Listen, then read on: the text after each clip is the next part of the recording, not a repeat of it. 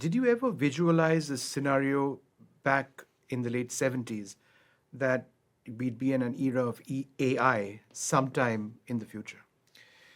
Yes, the question of what can software do that humans can't, and what can humans do that software can't?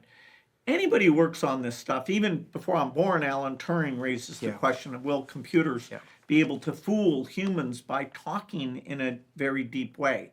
And so this idea of, okay, can you translate? Can you look at a picture and recognize it? Can you listen to a stream of speech and recognize it?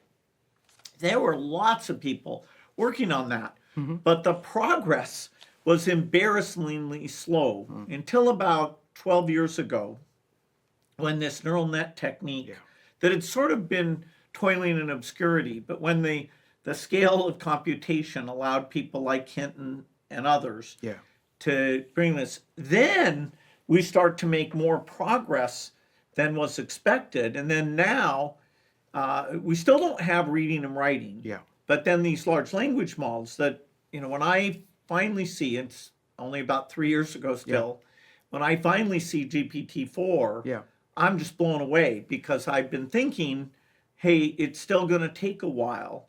And I consider that demo with Sam Altman, Greg Brockman, the Yeah. OpenAI people, as impactful to me in terms of what's coming as my sitting at Xerox PARC, which had one of the first graphical interface machines, and an amazing person that I later hired, Charles Simoni, showing me how he had done a graphics word processor. So AI, has always been the obsession, and now it's really happening. Is there anything that worries you about AI? I ask that specifically because there are coders and software professionals who've interacted with AI and claim to have discovered sentience. Now, others would say, look, a machine can't have sentience. But how smart is the machine getting when it responds in a way which you and I might say, that was an emotional response? There's no upper bound to how good AI can get. And so AI is both extremely promising to help us in education and healthcare and scientific discovery. I mean, it's mind-blowing how good it's going to be and how it's going to help us. But that is also scary because since it's happening very quickly, within one generation, and we don't think there's any upper limit.